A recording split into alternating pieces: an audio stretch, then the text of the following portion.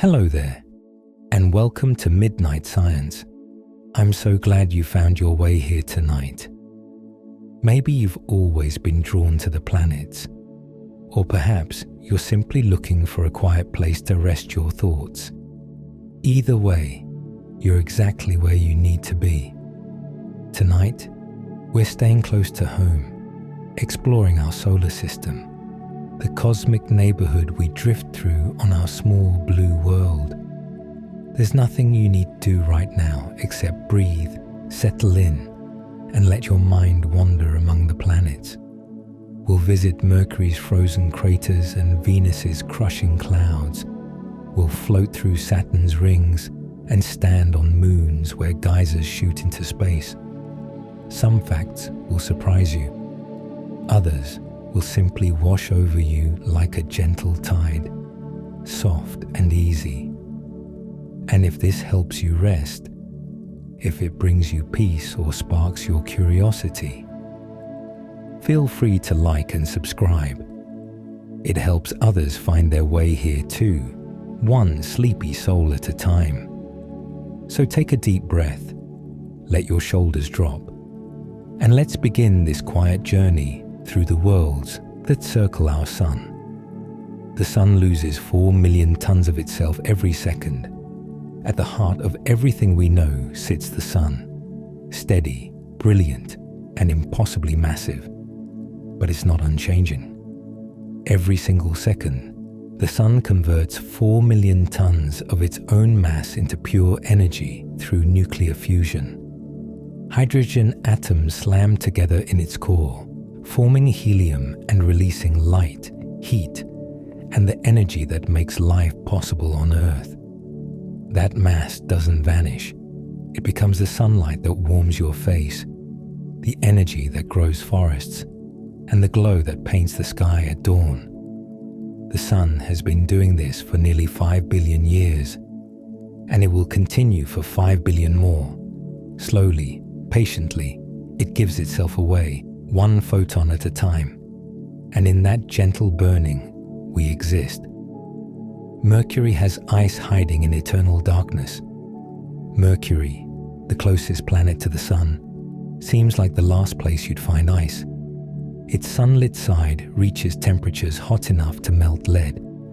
But at Mercury's poles, deep inside certain craters, the sun never shines. These pits lie in permanent shadow, cold and untouched, and inside them, scientists have found water ice. It's been there for millions, perhaps billions of years, frozen solid in the dark. How did it get there? Possibly from comets that crashed long ago, or from chemical reactions in Mercury's thin crust. Either way, in one of the hottest places in the solar system, there are patches of cold, quiet darkness where ice waits.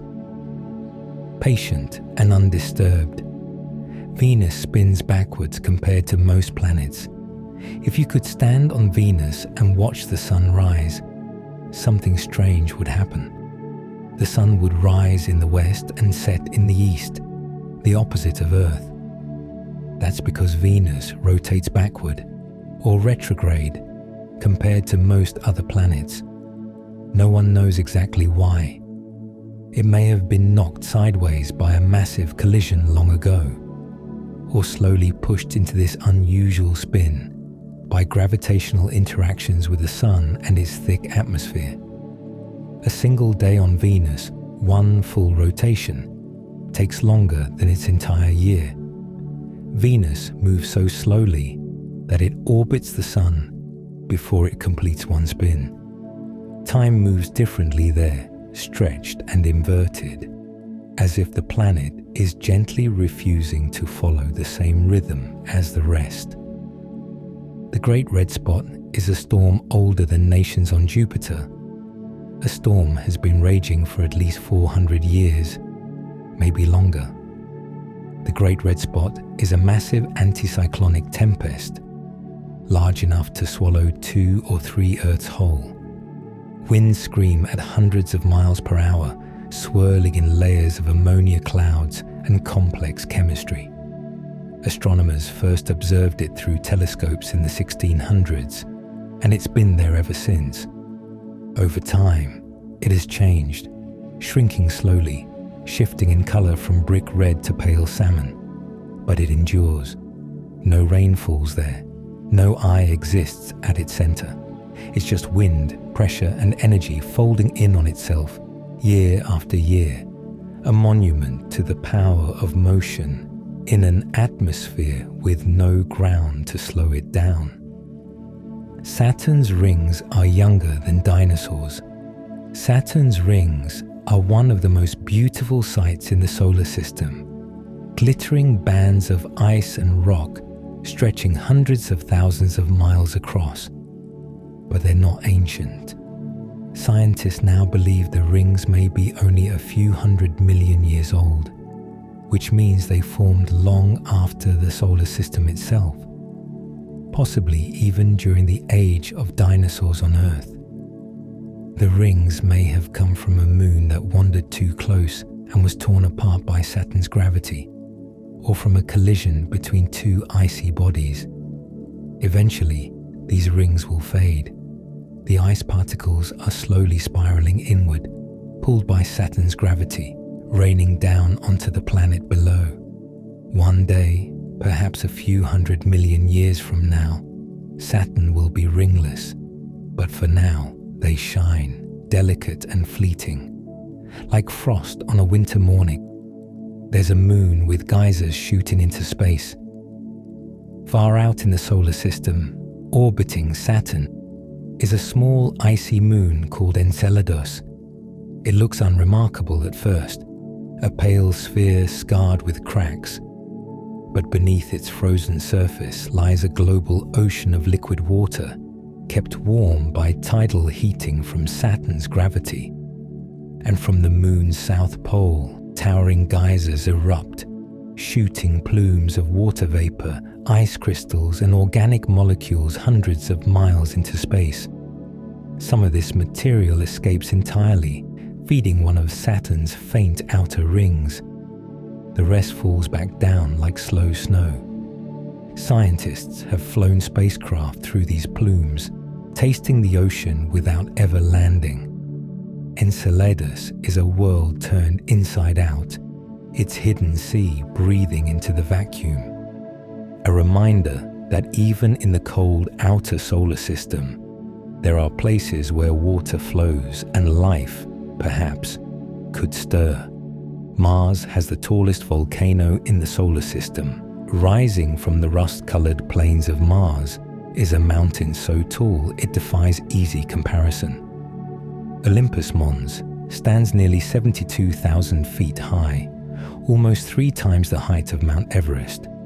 It's not a sharp peak, but a broad shield volcano, built from countless lava flows over billions of years.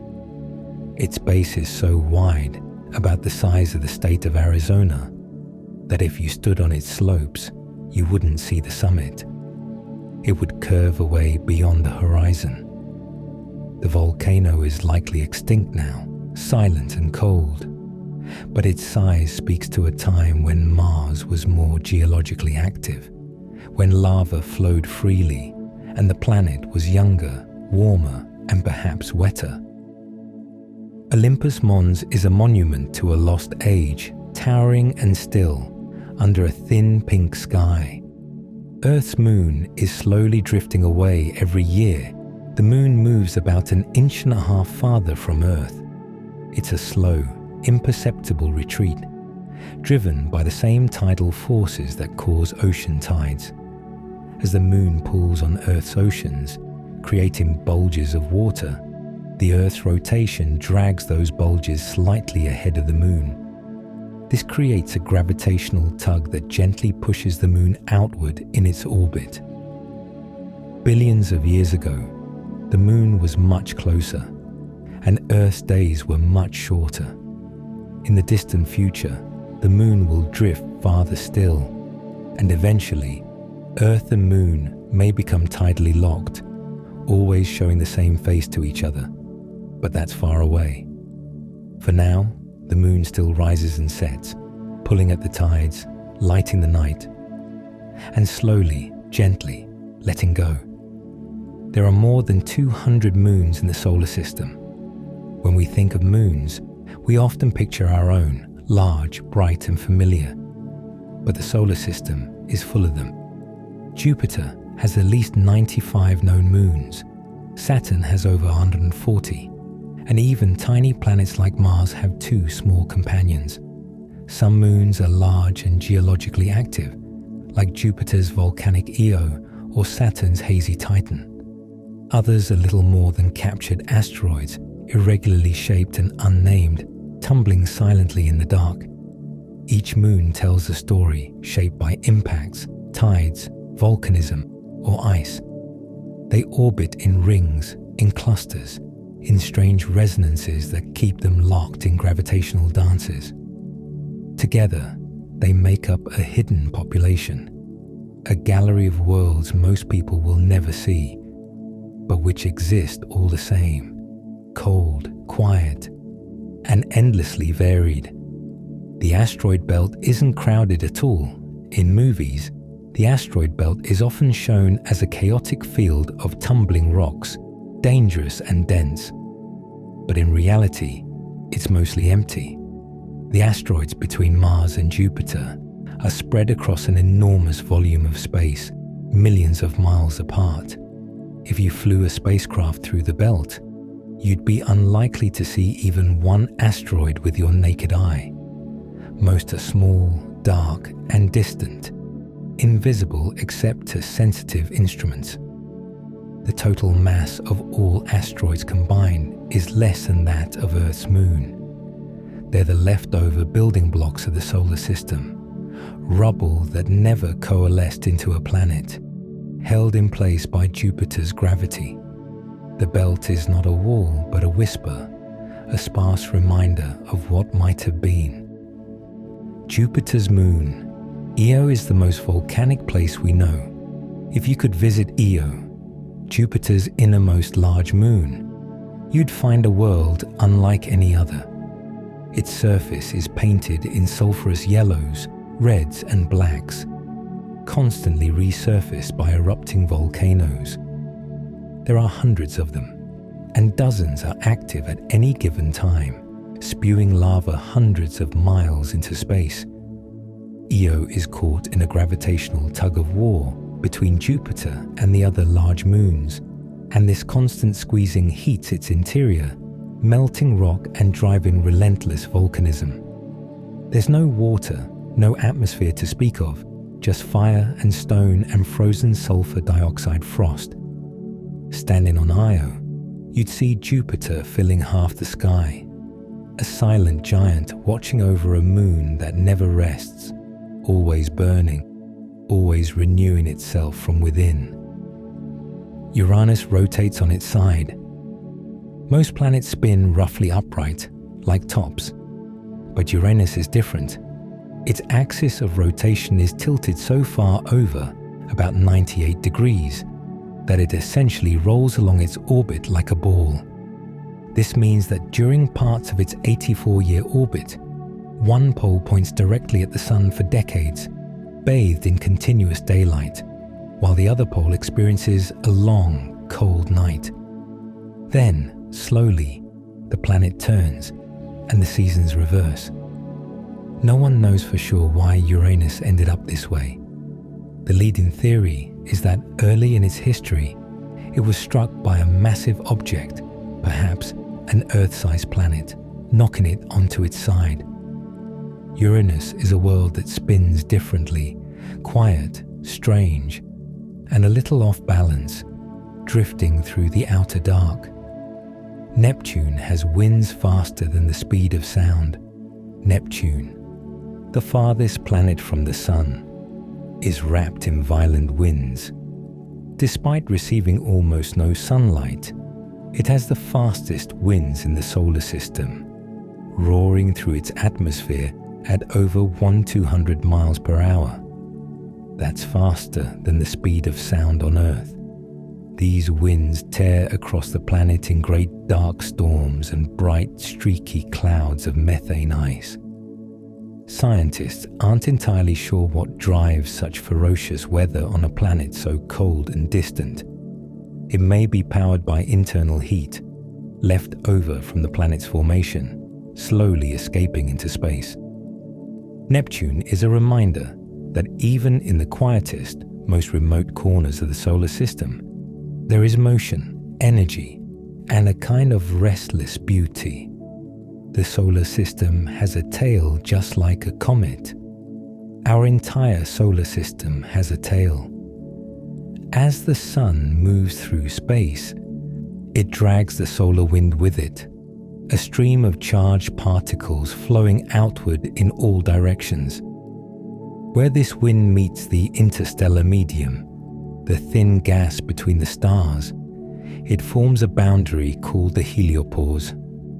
And trailing behind, stretching for billions of miles, is a tail-like structure called the heliotail. We've only recently begun to map it using data from distant spacecraft like Voyager and Ibex. The tail doesn't glow, and you can't see it from Earth, but it's there, a faint wake left by our sun as it journeys through the galaxy, carrying us along. Pluto has a heart-shaped glacier. When the New Horizons spacecraft flew past Pluto in 2015, it sent back images that stunned the world. On Pluto's surface, clear and unmistakable, was a bright heart-shaped region. Scientists named it Tombaugh Regio, after Pluto's discoverer. The western lobe of the heart is a vast plain of nitrogen ice, smooth and craterless, called Sputnik Planitia. This ice flows slowly, like a glacier, driven by Pluto's faint internal heat and the slight pull of its moon, Charon. The heart isn't permanent. Over millions of years it will shift and change. But for now, in the cold outer reaches of the solar system, Pluto wears its heart on its surface, pale and frozen, a quiet symbol of beauty in the dark. Mars once had rivers and lakes. Today, Mars is a desert, cold, dry, and still. But billions of years ago, it was a different world. Water flowed across its surface, carving valleys, filling lakes, and possibly even forming a northern ocean. We can still see the evidence: dried riverbeds snaking across ancient plains, deltas where rivers once emptied into standing water, and minerals that only form in the presence of liquid water. What happened? Mars lost its magnetic field, and without that shield, the solar wind slowly stripped away its atmosphere. The air thinned, the pressure dropped, and the water either froze into the ground or evaporated into space. Now, Mars is a monument to what was, a planet that remembers rain, rivers, and the possibility of life, all locked in stone and ice. Saturn's moon, Titan, has lakes of liquid methane. Titan is the only place in the solar system, besides Earth, where stable bodies of liquid exist on the surface. But these aren't lakes of water. They're made of liquid methane and ethane chilled to nearly 290 degrees Fahrenheit. Titan has a thick, hazy atmosphere, and its surface is hidden beneath orange clouds. But radar imaging has revealed a landscape of dunes, mountains, and lake shores. Rain falls there, not water, but methane, pooling in depressions and flowing through channels. It's a hydrological cycle, eerily similar to Earth's, but made of substances we use as fuel. Titan is a strange mirror of our world, a place where familiar processes unfold in an alien chemistry, beneath a sky that never clears. The sun's light takes 8 minutes to reach Earth. When you see the sun, you're not seeing it as it is right now. You're seeing it as it was 8 minutes and 20 seconds ago, the time it takes for light to travel 93 million miles from the sun to Earth.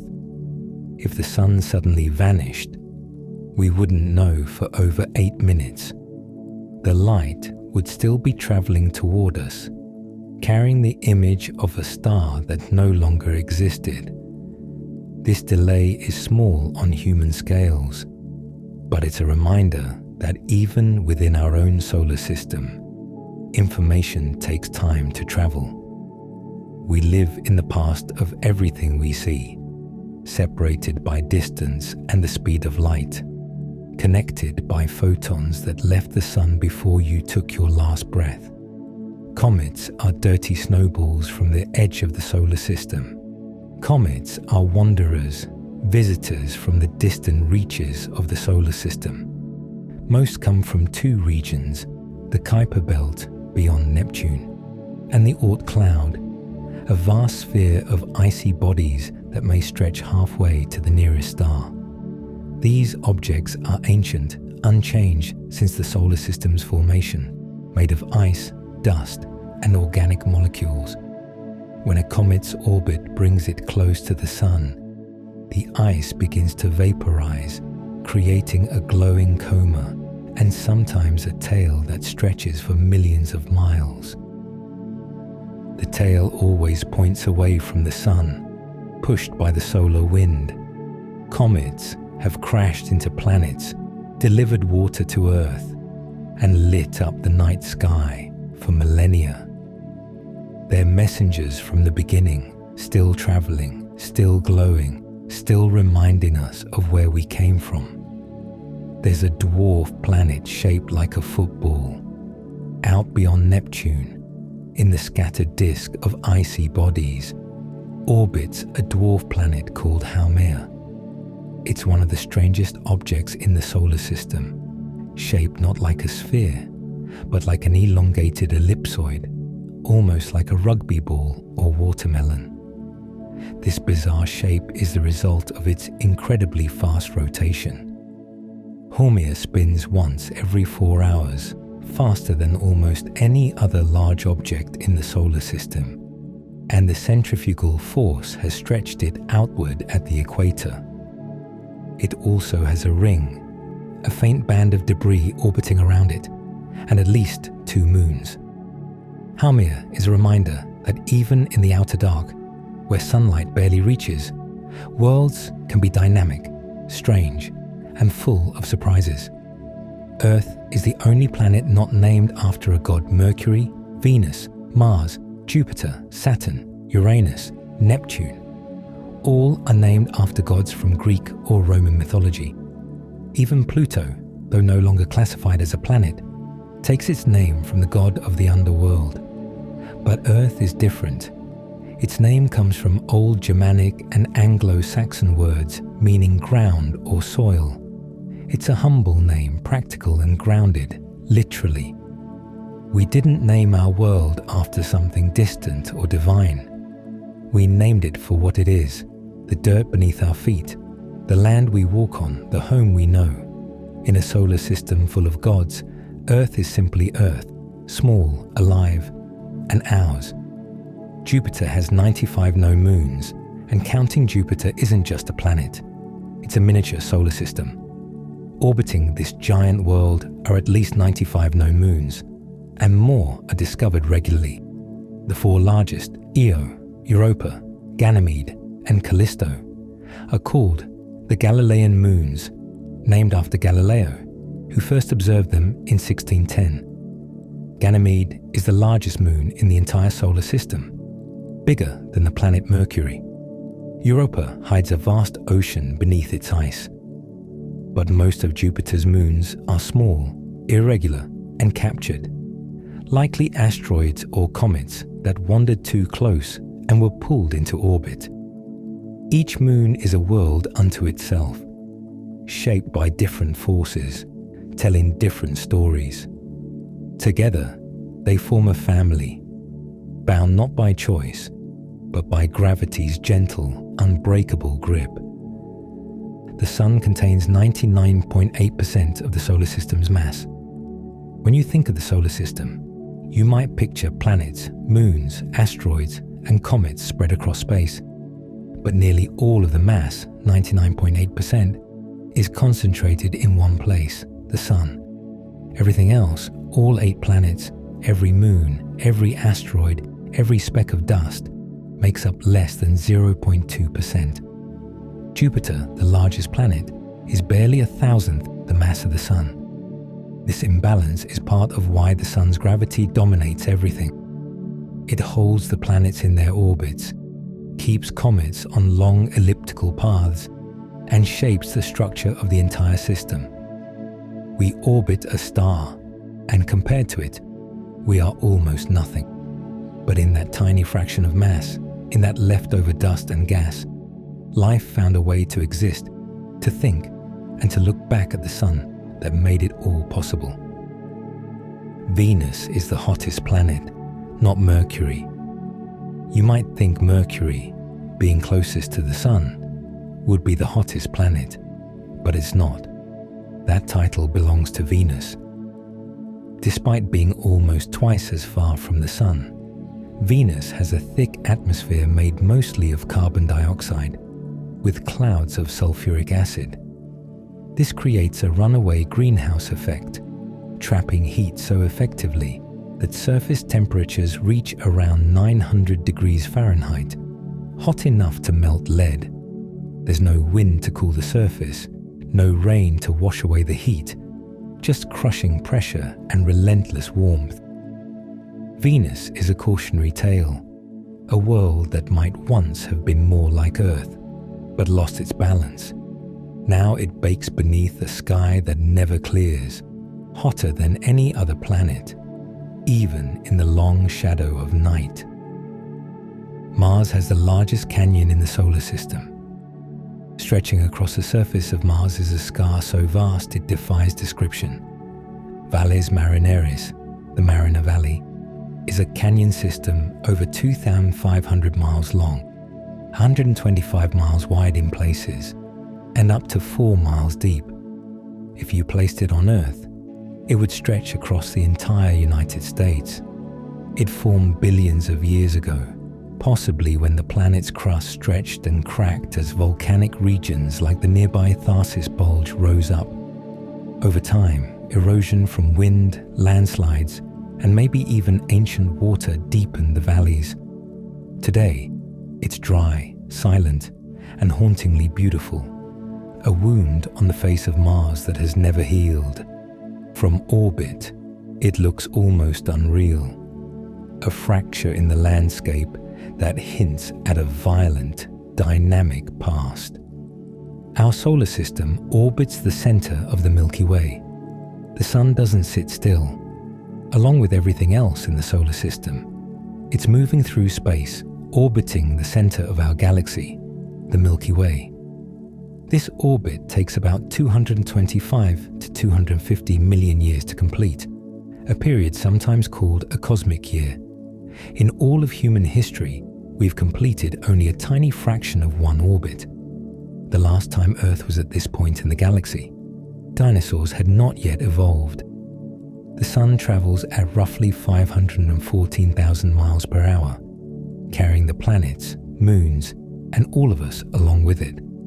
We don't feel it, but we're in constant motion, tracing a vast spiral through the galaxy, part of a dance that's been going on for billions of years and will continue long after we're gone. There's a giant hexagon-shaped storm on Saturn's North Pole. At Saturn's North Pole, clouds swirl in a shape that seems impossible, a near-perfect hexagon. Each side of this six-sided storm is wider than Earth, and the structure has been stable for decades, maybe much longer. The hexagon is a jet stream, a fast-moving ribbon of wind that flows in a closed loop. Why it forms this shape isn't fully understood. It may have to do with the interaction of different wind speeds and the rotation of the planet. Inside the hexagon is a swirling vortex, a storm at the pole itself. The hexagon doesn't rotate with the clouds below. It holds its shape, rigid and geometric, a natural pattern that looks almost designed. On Saturn, even chaos has structure, and the storm spins on, patient and hexagonal, under a sky no human eye will ever see. Europa's ocean may contain twice as much water as all of Earth's oceans. Beneath the cracked, icy surface of Jupiter's moon, Europa lies something extraordinary, a global ocean of liquid water.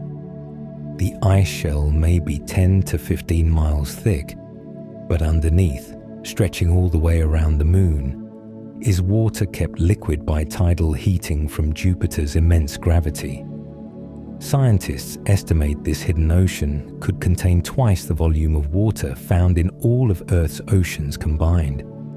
The surface is young, constantly resurfacing as ice cracks, shifts, and refreezes. In some places, water may even reach the surface through cracks or geysers. If there's life in our solar system beyond Earth, Europa is one of the most promising places to look. In the darkness beneath that ice, in an ocean that has never seen sunlight, something may be moving, breathing, surviving in ways we've only begun to imagine. A day on Venus is longer than its year. Time moves strangely on Venus. The planet spins so slowly on its axis that a single day, one complete rotation, takes about 243 Earth days, but Venus orbits the Sun in only 225 Earth days. This means a Venusian day is actually longer than a Venusian year. If you could stand on the surface and survive the heat and pressure, you'd experience one sunrise and one sunset per year, and each would last for weeks. The Sun would crawl across the sky in the opposite direction from Earth, rising in the west and setting in the east. Time there is inverted, stretched, almost dreamlike. A world where years pass faster than days, where the sky barely moves, and where patience takes on a meaning we can hardly comprehend. There's a dwarf planet beyond Pluto that takes 560 years to orbit the Sun, far beyond Neptune. In the frozen outer reaches of the solar system, orbits a dwarf planet called Eris. Discovered in 2005, Eris is slightly smaller than Pluto but more massive, and its orbit is wildly elliptical, stretching far from the Sun. At its most distant, Eris is nearly 100 times farther from the Sun than Earth. It takes about 560 Earth years to complete a single orbit. When Eris last occupied its current position in space, Europe was in the midst of the Renaissance. The next time it returns, centuries will have passed, civilizations will have risen and fallen, and the people reading this will be long forgotten. But Eris will still be there, cold, distant and patient, moving through the dark at its own slow pace. The asteroid belt contains a dwarf planet with a mysterious bright spot.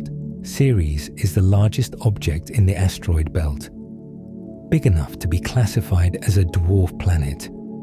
For centuries, it was just a point of light in telescopes. But when NASA's Dawn spacecraft arrived in 2015, it revealed something strange. In the center of a large crater called a crater, there's a cluster of bright white spots, far brighter than the surrounding terrain. These spots are made of salts, likely sodium carbonate, left behind when briny water from below seeped to the surface and evaporated. Ceres may have a subsurface ocean or pockets of salty liquid even now. The bright spots catch sunlight and glow against the dark cratered landscape, a mystery written in salt and stone, a quiet hint that even in the asteroid belt, between the rubble of unformed worlds, water and chemistry continue their ancient work. Mercury's core is enormous compared to its size. Mercury is small, barely larger than Earth's moon, but hidden beneath its cratered surface is a core of iron and nickel so large it makes up about 85% of the planet's radius. No other planet in the solar system has such a disproportionately large core. Scientists aren't entirely sure why. One possibility is that early in Mercury's history, A massive impact stripped away much of its outer rocky layers, leaving the dense core behind. Another theory suggests the intense heat of the nearby sun vaporized lighter materials, allowing only the heavy elements to remain. Whatever the cause, Mercury is more metal than rock, a dense little world that spins slowly through the sun's glare, carrying within it a secret weight, a core that remembers violence, heat, and the chaotic birth of the solar system. Jupiter's great red spot is shrinking. For centuries, the Great Red Spot has been a defining feature of Jupiter, a massive storm so large it could swallow Earth whole. But it's not as big as it used to be. In the 1800s, the storm was estimated to be over 25,000 miles wide. Today, it's closer to 10,000 miles, and it's still shrinking. No one knows exactly why. It may be changes in Jupiter's internal heat flow, or shifts in the atmospheric dynamics that feed the storm. Some scientists wonder if the Great Red Spot will eventually disappear altogether. Others think it might stabilize at a smaller size. For now, it endures, but it's changing. A reminder that even the most permanent seeming features of the solar system are temporary. Everything shifts, everything fades, even storms that have raged for centuries. Io has mountains taller than Everest on Io, Jupiter's volcanic moon. The landscape is dominated not just by volcanoes, but by towering mountains. Some rise over 50,000 feet, taller than any mountain on Earth.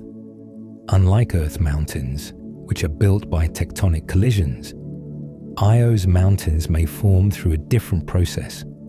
As lava constantly resurfaces the moon, older, denser crust gets compressed and buckles upward, forming massive peaks. These mountains are steep, jagged, and isolated, rising abruptly from sulfur-stained plains. There's no erosion from wind or water, so they remain sharp and imposing.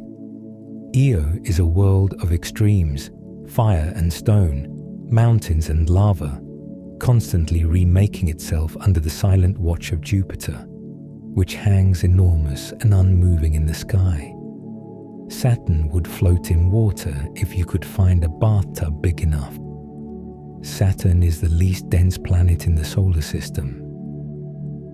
Its average density is less than that of water, which means if you could find an ocean large enough, Saturn would float.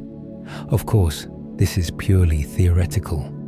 There's no bathtub in the universe that could hold a planet, and Saturn is made mostly of gas, hydrogen, and helium, wrapped around a small rocky core. But the idea is delightful. A giant ringed world bobbing gently on an imaginary cosmic sea. It reminds us that planets, for all their grandeur, are just collections of matter following simple physical rules. And sometimes, those rules lead to surprising, almost whimsical results. Mars has seasons just like Earth. Because Mars has a tilted axis similar to Earth's, about 25 degrees, it experiences seasons. In the Northern Hemisphere, spring and summer are longer and milder. In the Southern Hemisphere, summers are shorter but more intense.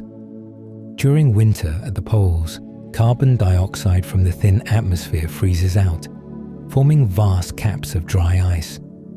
In summer, these caps partially sublimate, releasing gas back into the air. The seasons bring dust storms, some small and localized, others planet-wide, wrapping Mars in a hazy veil for weeks or months. The planet breathes with the seasons, expanding and contracting, growing bright and dim, a rhythm as old as its orbit. And though no trees bud or birds migrate, Mars still knows spring from winter, warmth from cold. Some asteroids have their own moons. Asteroids aren't always solitary. Many of them, especially larger ones, have tiny moons orbiting around them. These are called binary asteroids, and they form through collisions, gravitational captures, or when a fast-spinning asteroid sheds material that coalesces into a companion. Some asteroids even have two moons.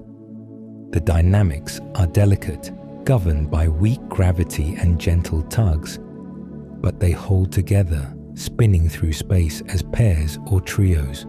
It's a reminder that even the smallest objects in the solar system can have companions, that gravity works at every scale, and that in the vastness of space, even rubble can find something to orbit. The sun's atmosphere is hotter than its surface. This is one of the strangest mysteries in solar physics.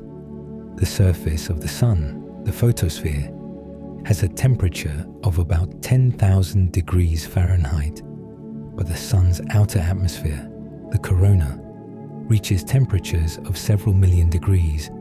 It makes no sense intuitively. Heat should dissipate as you move away from a heat source, not increase. Scientists believe the answer involves magnetic fields. The sun's magnetic field lines twist, snap, and reconnect, releasing enormous amounts of energy that heat the corona. But the full picture is still being studied. During a solar eclipse, when the moon blocks the bright surface, you can see the corona with your own eyes, a faint, shimmering halo, glowing with heat that shouldn't exist, a puzzle written in light and magnetism. Neptune was discovered through mathematics before it was seen. In the mid-1800s, astronomers noticed something odd. Uranus wasn't following the path predicted by Newton's laws of gravity. Its orbit had slight irregularities, wobbles that couldn't be explained. Two mathematicians, Urbain Le Verrier in France and John Couch Adams in England, independently calculated that another planet must be pulling on Uranus, and they predicted where it should be. When astronomers pointed their telescopes at that spot, they found Neptune. It was one of the greatest triumphs of mathematical prediction. A planet discovered not by seeing it, but by understanding gravity. Neptune was out there all along, invisible to the naked eye, but its presence written in the motion of its neighbor, waiting quietly to be found. There's a volcano on Mars that's still slightly active. While most of Mars is geologically dead, there are hints that some volcanic activity may still occur. Olympus. Mons and other large volcanoes show no signs of recent eruptions, but smaller volcanic features and certain geological formations suggest that magma may still move beneath the surface in some regions. Lava flows that appear relatively young in geological terms, only a few million years old, have been identified. There's even evidence of occasional releases of methane gas, which on Earth is often associated with volcanic activity or microbial life. Mars may not be entirely asleep. Deep below, in chambers of cooling rock, something may still stir slowly, quietly, a faint echo of the fiery planet it once was. Ganymede is the largest moon in the solar system, Jupiter's moon. Ganymede holds a remarkable distinction. It's the largest moon in the entire solar system, bigger than the planet Mercury. If it orbited the Sun instead of Jupiter, it would be classified as a planet in its own right. Ganymede has its own magnetic field, the only moon known to have one, which creates faint auroras at its poles. Beneath its icy surface lies a subsurface ocean, layered between sheets of ice at different pressures. The surface itself is a patchwork of dark, ancient terrain and bright, younger grooved regions, evidence of tectonic activity long ago. Ganymede is a world of its own, massive and complex, orbiting not a star, but another planet, a moon that could have been so much more. The sun will eventually become a red giant. Billions of years from now, the sun will change. It will run out of hydrogen fuel in its core and begin fusing helium instead. As this happens, its outer layers will expand dramatically. The sun will grow into a red giant, swelling to perhaps 100 times its current size. It may engulf Mercury and Venus, and possibly even Earth. The sky will fill with red light, and the oceans will boil away. But this is far in the future, about 5 billion years from now.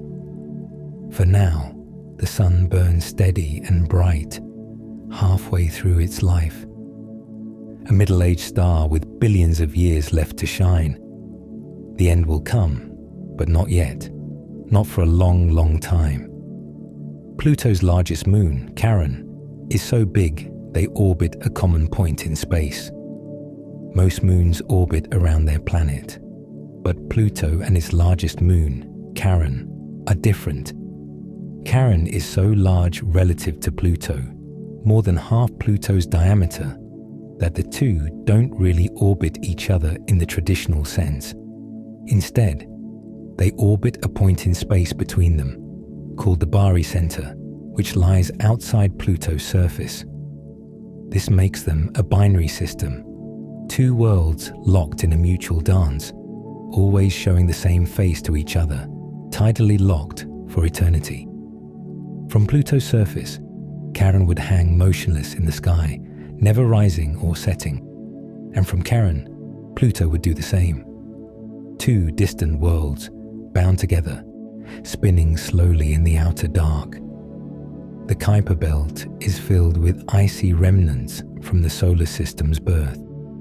Beyond Neptune lies a vast region of space called the Kuiper belt, home to countless icy bodies left over from the formation of the solar system. These objects, made of rock, ice, and frozen gases, are the building blocks that never came together to form planets.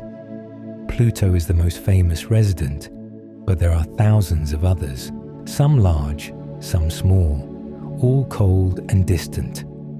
The Kuiper belt stretches from about 30 to 55 astronomical units from the Sun, and it may contain hundreds of thousands of objects larger than 60 miles across.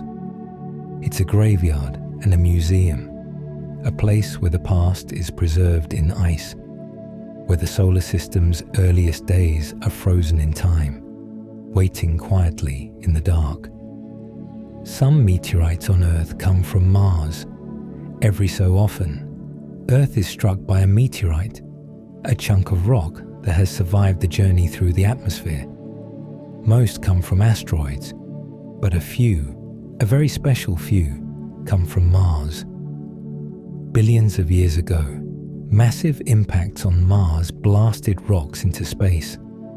Some of these fragments drifted through the solar system for millions of years before eventually falling to Earth. Scientists can identify them by their chemical composition, which matches the Martian surface as analyzed by rovers and landers. These meteorites are pieces of another world, carried across the void, landing here by chance. In a very real sense, we have touched Mars without ever leaving Earth. The Sun has been shining for nearly 5 billion years. The Sun ignited about 4.6 billion years ago, when a cloud of gas and dust collapsed under its own gravity, heating up until nuclear fusion began in its core. Since then, it has been burning steadily, converting hydrogen into helium, releasing light and heat into the solar system. In that time, life arose on Earth, evolved, diversified, and gave rise to us. Continents have drifted, mountains have risen and eroded, species have come and gone. And through it all, the Sun has shone, patient and constant. The same star that warmed the first oceans, the same light that falls on you now. It has always been there, and for billions of years more, it will continue to be. Titan has weather, rivers, and rain, but not made of water. Saturn's largest moon, Titan, is the only place in the solar system besides Earth with a thick atmosphere and stable liquid on its surface. But instead of water, Titan's hydrological cycle is driven by methane and ethane. Methane evaporates from lakes, rises into the atmosphere, condenses into clouds, and falls as rain. This rain carves channels, fills riverbeds, and pools into lakes and seas near the poles. The landscape looks eerily Earth-like in radar images, with coastlines, islands, and deltas. But it's all alien chemistry, hydrocarbons instead of water, temperatures hundreds of degrees below freezing. Titan is a world where rain falls and rivers flow, but nothing there could sustain human life. It's familiar and foreign at once, a strange reflection of home. Jupiter protects Earth from some asteroid impacts. Jupiter's immense gravity acts as a kind of shield for the inner solar system. Its gravitational pull can deflect or capture asteroids and comets that might otherwise travel inward toward Earth.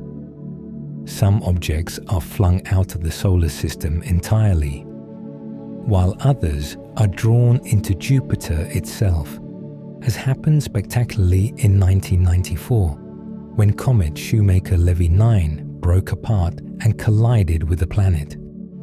The impacts left dark scars in Jupiter's atmosphere visible even through small telescopes. Without Jupiter, Earth might experience far more frequent impacts from space debris. In this way, the giant planet plays a quiet protective role, a cosmic guardian standing watch in the outer system, catching what might have come our way. Earth's magnetic field protects us from the solar wind. The sun constantly releases a stream of charged particles called the solar wind, which flows outward through the solar system at hundreds of miles per second. If Earth had no protection, this wind would strip away our atmosphere over time, as it did on Mars. But Earth has a magnetic field, generated by the motion of molten iron in its core. This field surrounds the planet like an invisible bubble, deflecting most of the solar wind and trapping some particles in belts of radiation around the planet. When particles do make it through, usually near the poles, they collide with atoms in the atmosphere, creating auroras, the northern and southern lights. The magnetic field is silent, invisible, and essential, a shield that has protected life on Earth for billions of years. There are more stars in the universe than grains of sand on all of Earth's beaches. This is a humbling thought. If you scooped up all the sand from every beach, every desert, every riverbed on Earth, you'd have roughly 10 sextillion grains. That's a 10 followed by 22 zeros. But the number of stars in the observable universe is even greater, perhaps 200 to 400 sextillion or more. Each one is a sun, some larger, some smaller, many with their own planets, their own systems. And our solar system, with its sun and 8 planets, is just one among that unimaginable multitude. When you look up at the night sky, you're seeing only the nearest few thousand stars. But beyond them, stretching in every direction, are more than you could count in 1,000 lifetimes. Venus has more volcanoes than any other planet. The surface of Venus is covered with volcanic features. There are more than 1,600 major volcanoes, and likely hundreds of thousands of smaller ones. The landscape is shaped by lava flows, volcanic domes, and vast plains of solidified basalt. Some of these volcanoes may still be active, though it's difficult to confirm without more detailed observations. The entire planet may have been resurfaced by volcanic activity relatively recently in geological terms, within the last few 100 million years. Venus is a world shaped by fire, a place where molten rock once flowed freely, covering the surface in layer after layer of stone. The sky is thick with clouds, the pressure is crushing, and beneath it all, the ground is scarred by heat. The solar system formed from a collapsing cloud of gas and dust. About 4.6 billion years ago, a vast cloud of gas and dust floated in space, part of a larger molecular cloud. Something triggered its collapse, perhaps a shockwave from a nearby supernova. As gravity pulled the cloud inward, it began to spin, flattening into a disk. At the center, pressure and temperature rose until nuclear fusion ignited, and the sun was born. In the surrounding disk, dust grains stuck together, forming pebbles, then boulders, then planetesimals, and eventually planets. The inner system, closer to the sun, was too hot for ice, so rocky planets formed. The outer system was cold enough for ice to survive, allowing gas giants to grow massive. Everything we see today, every planet, moon, asteroid, and comet, came from that single cloud, a swirling nursery of matter that gave birth to worlds. Some comets take millions of years to complete one orbit. Most comets we hear about have relatively short orbits, returning every few decades or centuries. But some comets have orbits so elongated that they travel far beyond the Kuiper belt, deep into the Oort cloud. These long-period comets can take thousands, even millions of years to complete a single orbit around the Sun. They spend most of their time in the cold, distant dark, barely moving, and then, once in an eon, they fall inward, heat up, grow a tail, and sweep past the Sun before vanishing again into the outer reaches. Some may visit the inner solar system only once in the entire lifespan of human civilization. They are travelers on the longest journeys imaginable, ancient and patient, moving through time as much as space. There are Trojan asteroids that share Jupiter's orbit. Scattered along Jupiter's orbital path are two large groups of asteroids called the Trojan asteroids. They don't orbit Jupiter directly. Instead, they orbit the Sun at the same distance as Jupiter, held in place by a delicate gravitational balance between the Sun and the planet. These asteroids cluster around two stable points called Lagrange points, one ahead of Jupiter in its orbit and one behind. There are thousands of them, and they've been there for billions of years, stable and undisturbed. They're named after characters from the Trojan War, and they travel through space like silent companions, forever keeping pace with the giant planet, never catching up, never falling behind. Mars's atmosphere is only 1% as thick as Earth standing on the surface of Mars. You'd be able to see stars during the day. The atmosphere is so thin, less than 1% the pressure of Earth's, that the sky doesn't scatter light the way ours does. It's a dusty, pale salmon color, not the deep blue of home. This thin atmosphere provides almost no insulation, so temperatures swing wildly, from relatively warm in the daytime to well below freezing at night. There's not enough air pressure for liquid water to exist on the surface. Any water would either freeze or instantly evaporate. The atmosphere is mostly carbon dioxide, with traces of nitrogen and argon. It's not enough to breathe, not enough to protect from radiation, but it's enough to carry dust, to create winds, and to paint the sky in soft, unearthly hues. The Sun loses about 1 Earth mass of material every 150 million years. The Sun is always changing, always losing mass. Through the solar wind and the light it emits, it sheds material constantly.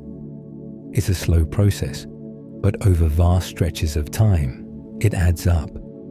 Every 150 million years or so, the Sun loses roughly the mass of Earth. That might sound like a lot, but compared to the Sun's total mass, it's a tiny fraction. The Sun will continue this slow shedding for billions of years, growing gradually lighter, until eventually, when it becomes a red giant, it will lose its outer layers entirely, puffing them off into space. What remains will be a white dwarf, a small, dense core, cooling slowly in the dark. The Sun is not eternal, but it's patient, and its transformation, though inevitable, is still a long way off. There are objects in the Kuiper Belt we haven't even discovered yet. The Kuiper Belt is vast and distant, and we've only begun to explore it. Most of the objects there are small, dark, and incredibly far away, making them difficult to detect even with powerful telescopes. There may be dozens of dwarf planets we haven't found yet, and countless smaller bodies drifting silently in the outer dark. Some may have moons. Others may have strange surface compositions or unusual orbits. Every few years, new objects are discovered, each one adding to our understanding of the solar system's edge. Out there, beyond Neptune, a hidden population waits, cold and patient, most of it still unseen, still unnamed, still part of the mystery. Jupiter emits more heat than it receives from the Sun. Jupiter glows faintly in the infrared, not from reflected sunlight, but from its own internal heat. The planet is still slowly contracting under its own gravity, a process that began when it formed billions of years ago. As it contracts, gravitational energy is converted into heat, which radiates out into space. Jupiter emits about 1.6 times as much energy as it absorbs from the Sun. This internal heat drives the planet's violent weather, fueling the storms, jet streams, and turbulent clouds that swirl across its surface. Jupiter is not just a cold, dead ball of gas. It's warm from within, still carrying the memory of its formation, still glowing softly with the heat of its own slow collapse. You can see 5 planets with your naked eye on a clear night. If you know where to look, you can see 5 planets without any equipment. Mercury, Venus, Mars, Jupiter, and Saturn have all been known since ancient times, visible as bright, wandering stars that move slowly against the background of fixed stars. Venus is often the brightest, shining brilliantly at dawn or dusk. Jupiter is steady and luminous.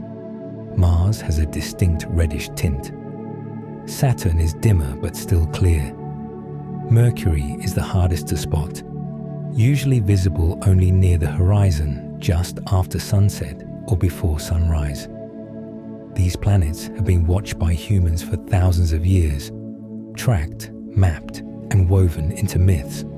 They're still there, circling the Sun, still visible, still wandering, patient travelers in the night. Miranda, a moon of Uranus, has one of the strangest surfaces in the solar system. Miranda is small, just 300 miles across, but its surface is a chaotic patchwork of cliffs, ridges, and grooved terrain. One feature, called Verona Rupes, is a cliff nearly 12 miles high, the tallest known cliff in the solar system. How Miranda got this bizarre surface is a mystery. One theory is that the moon was shattered by a massive impact and then reassembled, with fragments settling back together in a jumbled mess. Another possibility is that tidal heating from Uranus caused partial melting and resurfacing.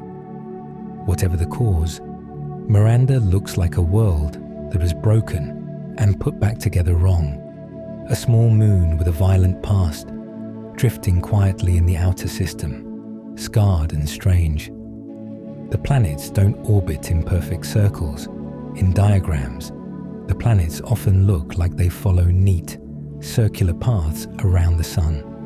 But in reality, their orbits are ellipses, stretched circles with the Sun at one focus. Some orbits are nearly circular, like Venus's. Others are more elongated, like Mercury's or Pluto's. The shape of an orbit is described by its eccentricity, a number between 0 and 1. 0 is a perfect circle, and 1 is a parabola that never closes. Most planets have low eccentricities, meaning their orbits are close to circular. But the fact that they're not perfect reminds us that the solar system is a dynamic place, shaped by gravity, momentum, and the ancient collisions that set everything in motion. Nothing is perfectly still. Nothing is perfectly round. Everything wobbles, tilts, and drifts. There's a faint ring of dust around the Sun called the zodiacal light. On very dark, clear nights, far from city lights, you can sometimes see a faint glow along the ecliptic, the path the planets follow across the sky. This glow is called the zodiacal light, and it's caused by sunlight reflecting off countless tiny dust particles that orbit the Sun in the plane of the solar system. These particles come from comets, asteroids, and collisions between small bodies. They're incredibly fine and spread thinly across space, but there are enough of them to create a faint, ghostly glow. The zodiacal light is one of the few ways you can actually see the structure of the solar system with your own eyes. A soft reminder that space is not empty, but filled with dust, debris, and the remnants of ancient collisions. And somewhere in this vast cosmic neighborhood, we exist. Out of all the worlds, moons, and asteroids in the solar system, there's only one we know of that has life. Earth, a small blue planet orbiting an average star, holds forests and oceans, mountains and rivers, and billions of living things, including you. We are not separate from the solar system. We are part of it. The atoms in your body were once part of the dust cloud that formed the Sun and planets. The water you drink may have come from comets. The air you breathe was shaped by ancient bacteria. You are made of solar system material, arranged in a pattern that can think, feel, wonder, and dream. And right now, as you drift towards sleep, you're spinning through space at thousands of miles per hour, orbiting a star, traveling through a galaxy, held gently by gravity's invisible hand. And so, with that, our journey through the solar system comes to a soft close. We've drifted past planets and moons, through asteroid fields and comet trails, across ice and fire and stone. We've seen storms that rage for centuries, mountains that tower over continents, and oceans hidden beneath frozen shells. We've watched the sun burn, felt the pull of distant worlds, and glimpsed the strange beauty of a neighborhood we've only begun to explore. The solar system is vast, yes, but it's also ours. It's home in the largest sense of the word. And even though most of it is cold, dark, and empty, it holds wonders enough to fill a lifetime of curiosity. If you're still awake, thank you for staying with me. If you've already slipped into sleep, I hope your dreams are filled with gentle moons and quiet stars.